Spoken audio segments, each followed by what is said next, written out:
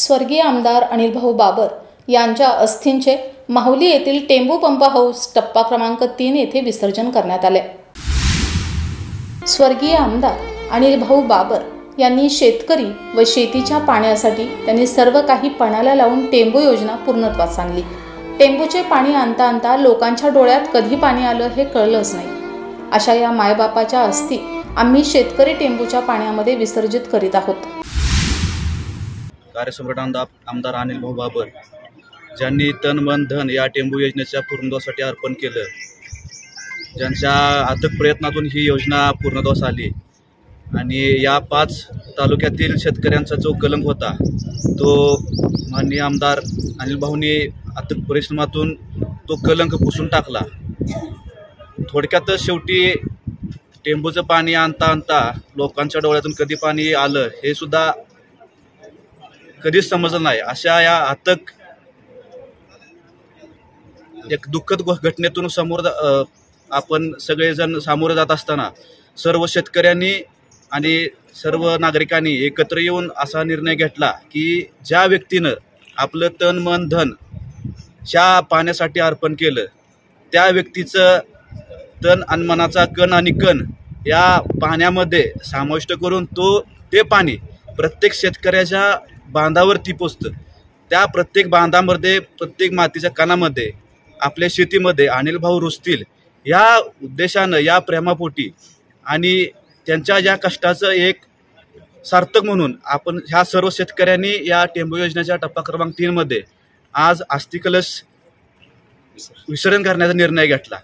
त्या निर्णयासाठी आपण सर्व आम्ही शेतकरी इथं जमा होऊन आज त्यांच्या अस्थींचं या टेंबू टप्पा क्रमांक 3 मध्ये आम्ही या ठिकाणी विसर्जन करणार आहोत। या प्रसंगी माहुली आणि परिसरातून शेतकरी व स्वर्गीय आमदार अनिल भाऊ बाबर यांच्यावर प्रेम करणारे सर्वसामान्य लोकांनी जड अंतकरणाने टेंबूच्या पाण्यामध्ये अस्थी विसर्जन केल्या।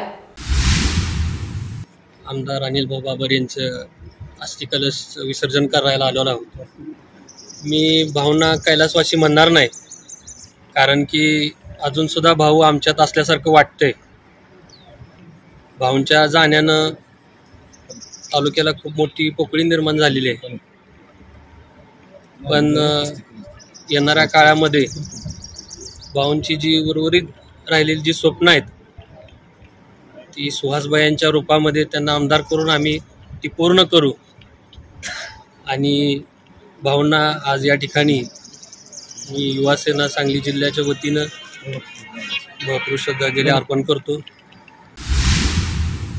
अस्थी कलश अस्थी विसर्जन या टेंबूच्या स्टोर टँकमध्ये विसर्जित करायचं आणि इथं भावना श्रद्धांजली सर्वांना पोचलेल्या लाभार्थी शेतकऱ्यांच्या वतीनं या ठिकाणी श्रद्धांजली अर्पण करायची।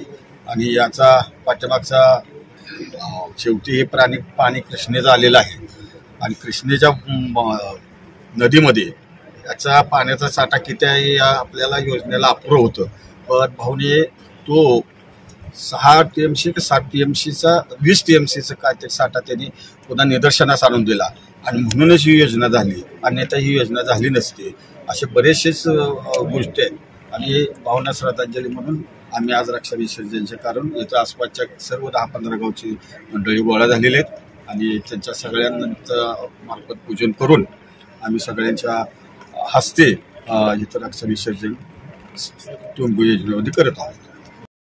यावेळी सर्वांचे डोळे नम झाले। रमेश जाधव, 7 स्टार न्यूज, विटा।